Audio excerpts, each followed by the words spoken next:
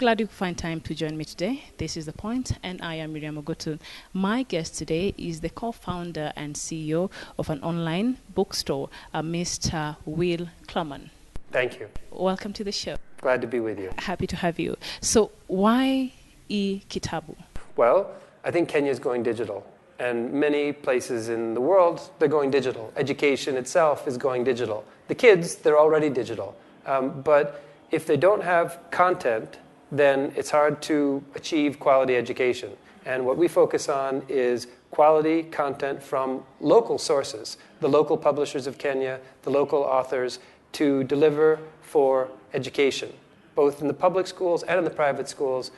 We work a lot with the ministry and with KICD to ensure that the materials that we deliver for education are all ministry approved. Okay. So do you just focus on schools, or you have other books for... We do. We have many other books, though. I mean, certainly we have fiction, we have self-help, we have vocational kinds of training books, and many of them are popular. Religious inspiration, lots and lots of different kinds of books. But the content that's in most demand is the content for the schools, because, of course, even now as the schools go digital under the government's digital literacy program, they have the gadgets, but they need the educational materials. Okay. There's some viewers, I believe, that might be hearing about you for the first time, and your company.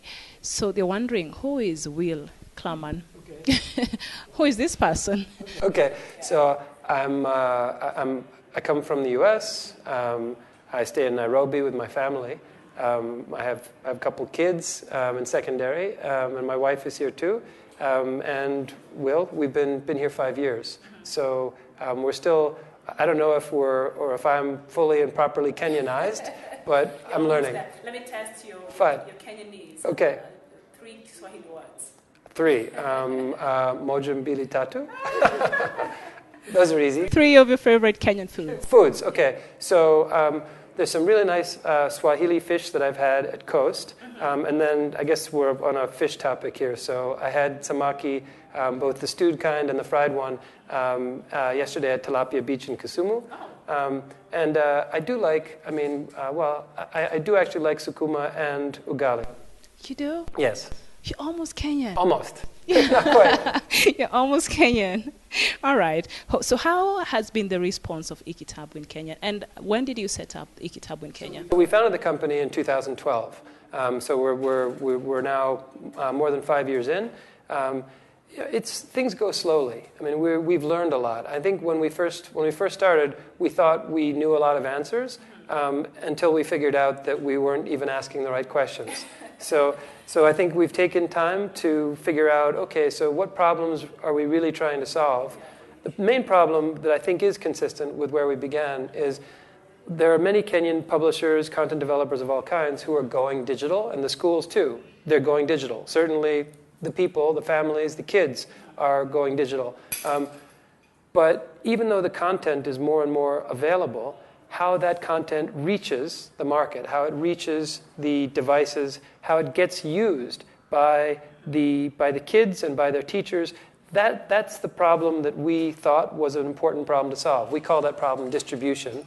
But the word distribution, it has a lot of different pieces. I mean, we go to the schools. We sometimes have internet where we can help to load the content and do training for teachers. Usually, we don't have internet, so we have to bring the materials and load them ourselves. The point is, there are lots of different gaps in the system, and we try to plug in to fill those gaps and making sure that the quality materials get to the schools and can be used both by the learners and by the teachers. That's the problem we try and focus on most. So how is this different from Kindle? Because Kindle is very popular, especially in the US. Yeah, for sure. It's very, Kindle's a great system. One hang-up that we found, in fact, we tried using Kindles early on, but you mostly need the internet to access the content and download it. Then the devices, even though they're great devices, I mean, we have them, and my kids have Kindles too. But the devices, you can really only buy them from Amazon. And the content that goes on those devices is locked to Amazon. So you have to buy the content from Amazon, The device is from Amazon, and if you want to use any other content or use the device for anything else, you're pretty much going back to Amazon for that. So that really might not suit the Kenyan It locks out a lot of people. Yeah, especially the Kenyan market. So when you talk about accessibility and knowing Kenya and the students, not many schools, of course, have internet, and sometimes you have to put the content in the devices and take them. So how accessible are you really in the Kenyan market, especially when you talk about the schools, in the interiors and those places? Yeah, so we've worked in over 800 schools now in all 47 counties of Kenya, even the most remote places. So we never rely on the internet. I mean, we're always happy if the internet is there, but we never expect it, and we certainly don't rely on it. We can load content onto devices here in Nairobi, or we can load the content onto devices in the schools. And sometimes we do one, sometimes we do the other. It depends on the school we're working with, and it depends on the project. So how many schools have you accessed so far in Kenya? Yeah, it's over 800. I mean, in Kenya? fact, in Kenya alone. Yeah, I mean, the total number is about 912 in the 4 countries where we work, because we're also in Uganda, Rwanda, and Ghana. But our home and our main market is Kenya, where we're headquartered. And it's over 800 in Kenya alone. So is it majorly private schools or public schools? It's a mix. I mean, the private schools are there, and certainly the higher cost ones, like in Nairobi, they have internet. And then we work with Lukenya School just outside Nairobi. We work with many private schools, but the public schools are the ones who are participating most directly in the government's digital literacy program. And the devices that are going into those schools, all of those devices need educational materials. So do you have any partnering with the Ministry of Education? Have you approached them? No, we work with them constantly. I mean, we're always happy for their advice, and we're always happy to support their initiatives. Right now, in fact, we're working with the Ministry of Education in a public-private partnership called Digital Literacy Trust that we built with INGO partners and the ministry to bring more resources to the government's ICT rollout. All right. So I read in your website, and you said you've lowered the cost of delivering the books for education in local languages by over 50%. Yes. What do you mean by this? So the costs are many. First of all, there's the cost of the books themselves, but beyond that, there's the cost of acquiring those books, procuring those books. The Minister of Education thinks that at least half of the money that they spend on textbooks is just completely lost. That doesn't happen with us because everything that we deliver is fully traceable. It's fully traceable from the publisher all the way to the school. So there's transparency and accountability. Absolutely. And then the costs are lower, too, of even the books themselves, because publishers, when they go digital, they tend to make the price of the digital materials cheaper than the price of the print books. And why is that? Well, because first of all, they don't have the same kinds of distribution costs. They don't have to print the book. They don't have to deliver the book. They don't have so many intermediaries. So you just need to make it available for you. Yeah. Once the book is if the book is, as we say, born digital, then even before it gets printed, it's ready to go to market digitally. How has the publishers responded to Very Kitabu? well. Very well. Yeah, no, I mean, the publishers have been great. I mean, we work with both the big parastatal ones for education, Jomo Kenyatta Foundation, Kenya Literature Bureau, and also the private ones, like Moran Publishers has been a great partner, and many, many more. These guys they were already going digital. But the problem that we came in to solve with them is this distribution problem of, okay, if they have the digital content, how do you get it to the market? Yeah. All right. So do you sometimes have individual authors approaching you? Uh-huh. We do, many times. I mean, we try to encourage them to work through publishers because of the value of editing and the value of production and even marketing that the publishers do. And generally, we encourage them to work with publishers, but some authors can be very insistent, and we are, we are happy to help them get their works published. And if they're completely self-published, then we have many authors who are just promoting their works through Kitabu. So what are some of the challenges, dealing with an author as an individual compared to dealing with a publishing house? There are many. I mean, so first of all, just in terms of, we have to make sure that the author, in fact, owns the rights to the material.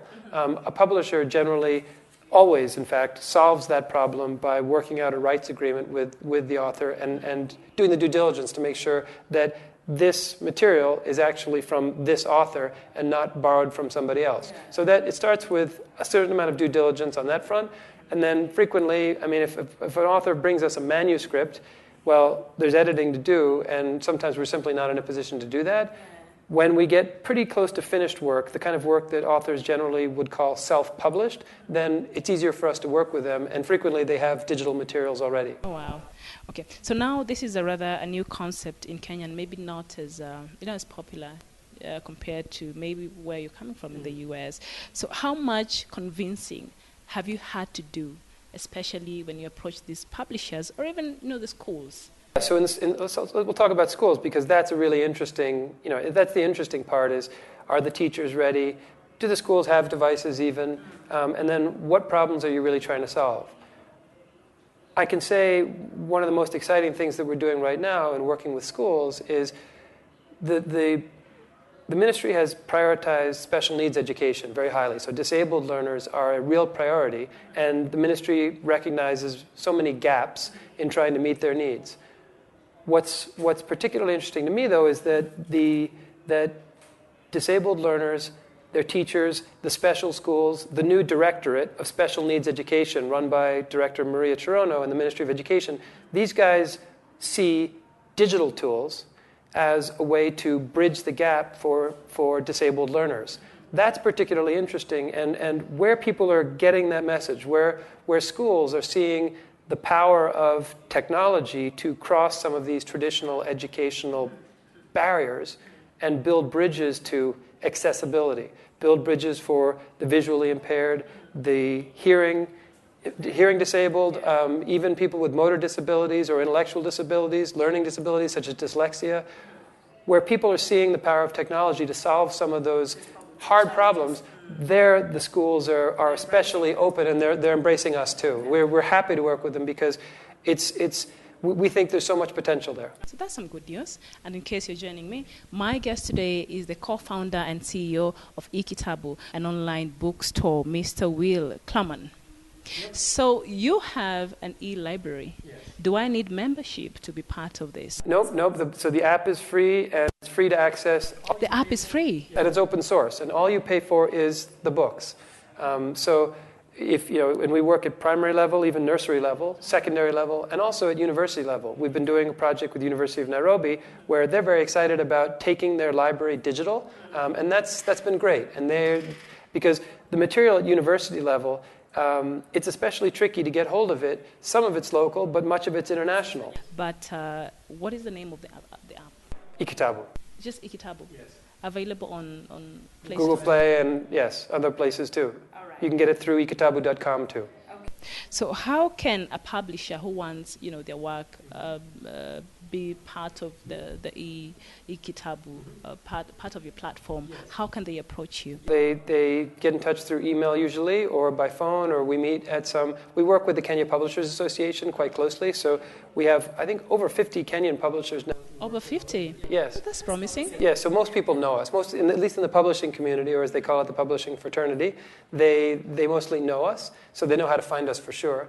And then we have people on our team who work very directly with the publishers to onboard them and to make sure that we have all the legal agreements in place so that we protect their and the author's works. Because it's our responsibility to make sure that, first of all, that whenever we sell something, we're paying them, which we always do, and we report to them every month. But second, that we also secure that content in a way that means that people can't just pirate it. And piracy is a very hot issue in Kenya these days. In Kenya. All right. So now, what is the criteria for selecting the content, for Kitabu? Well, these days, since we already work with so many of the publishers, in fact, all of the major publishers in Kenya work with us today. When we find a title, or even maybe a specialty publisher who we don't have, we'll reach out to them directly, or often what happens is that we get a request for a project a university project or a particular school will request a title, and we say, oh no, we don't have that title, or that specialty publisher is not here. Let's go out and get them. Let's make sure that they get on board so that we can deliver their material. And they're generally pretty happy then, because when we're contacting them because we want to put their material into a project or into a package, it's because we want to pay them. What impact do you think Kitabu has had so far? Well, so we've been in 12. I mean, that's a really important question that we're constantly looking at. I mentioned the 800 schools that we work with today in Kenya, and I think I should mention that one of the programs that we're most excited about is our national writing program, the digital essay competition, that gets people actually creating digital content and not just consuming it. So what is this digital essay? Well, because I saw it on your website. It's a way that we deliver impact. You asked about impact, and we've had over 12,000 students through the digital essay competition over the past 4 years. We're now in our 5th year this year, and for the first time, in fact, also in the vein of impact, for the first time we're including disabled learners, some of the special schools, and disabled learners in mainstream schools in that same program, because we want to be, we're trying to figure out how to solve the problems of inclusive education. And inclusive education means meeting learners where they are, meeting them with their diversity of needs, both learning needs as well as ability and disability. That's really exciting work, because the people that we're working with, especially in the disabled community, nothing they say is empty. Yeah. I don't know if you've worked with, for example, blind people, but the things they say, their words, there's not a lot of empty jargon or junk in the things they say. They also tend to know each other. People in the disabled community tend to know other people in the disabled community, and that's a powerful network for them and us working with them to try and get. So what are some of the gains you would say you're proud to have had so far as an organization?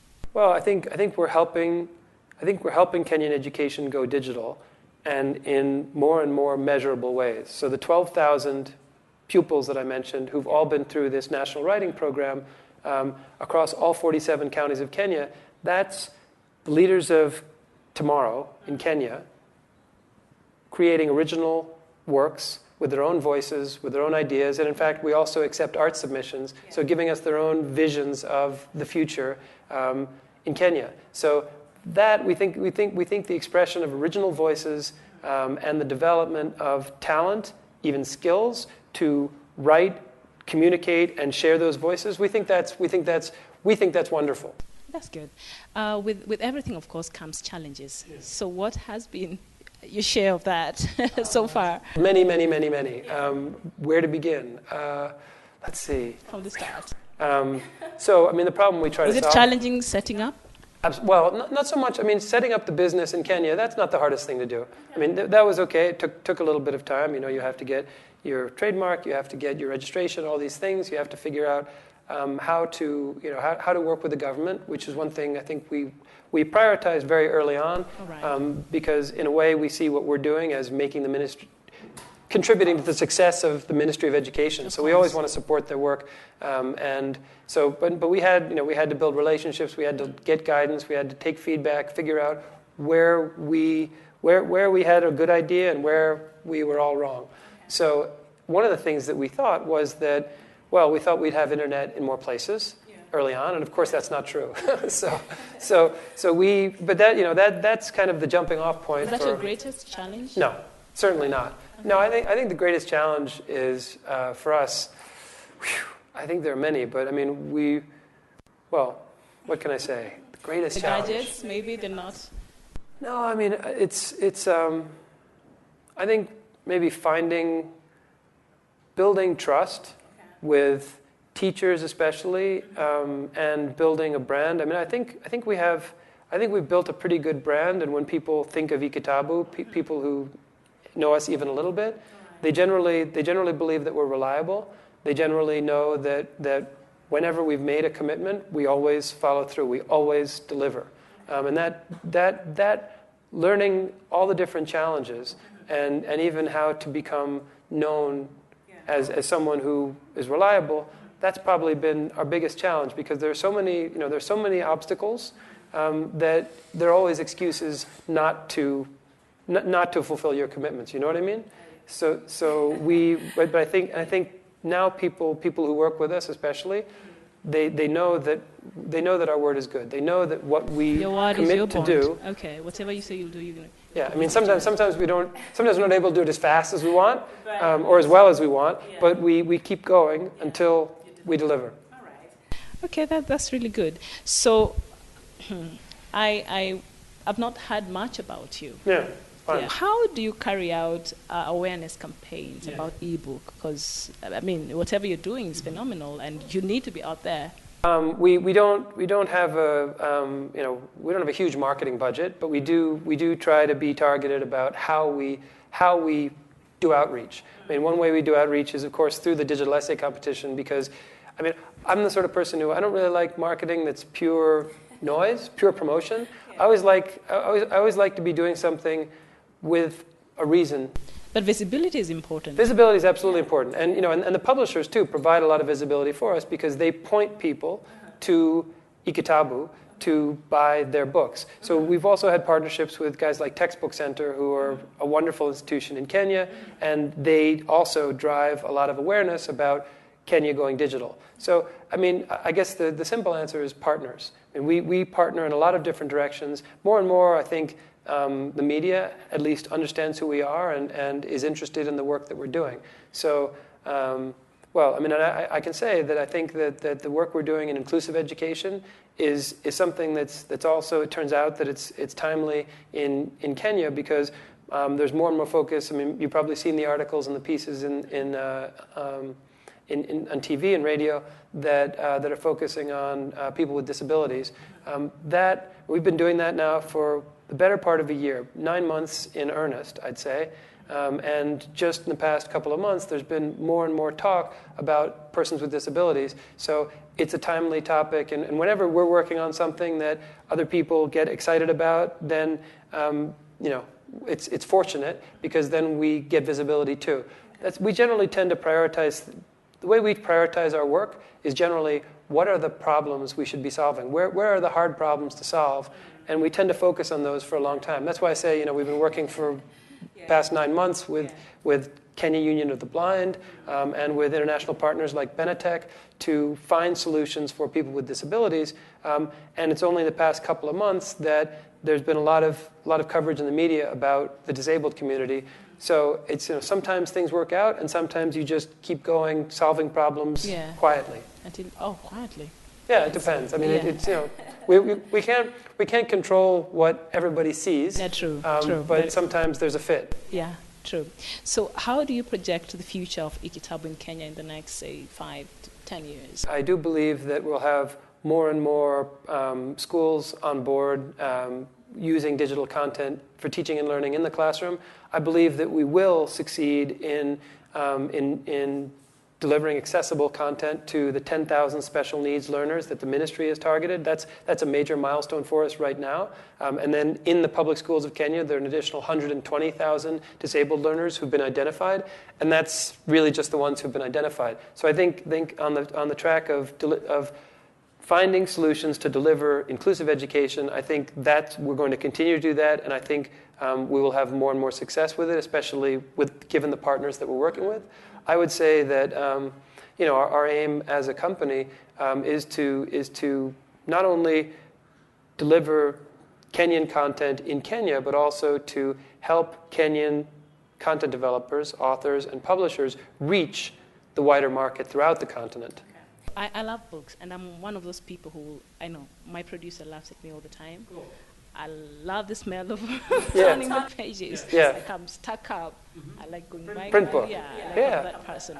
Yes. And I believe there are quite of us out there. Although I do a Absolutely. lot of e-books. I have a couple, but I'm still quite traditional. Sure. So how would you convince people like me to embrace, especially the parents out there who have kids, to embrace this technology in regards to their kids and improving the learning environment for their children?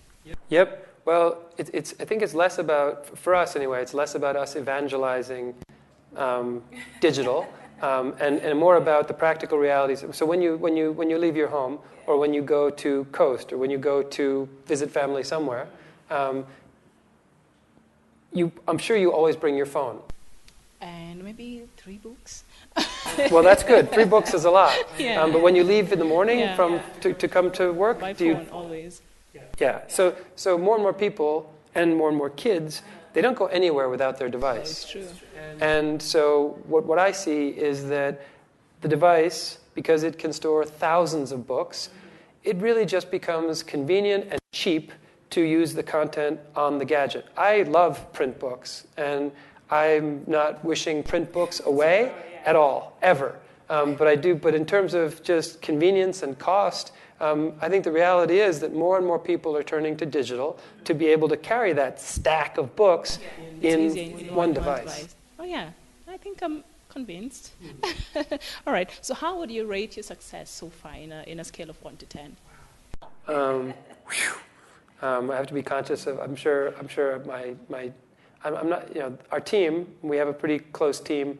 I wonder what other people on our team would say. But I would say, okay. I know that I had a lot of misconceptions. I was very ignorant when I first came, and I've definitely learned a lot. So if I have to rate my own self, I'd probably go on the lower end. But if I'm rating the company, where we've reached.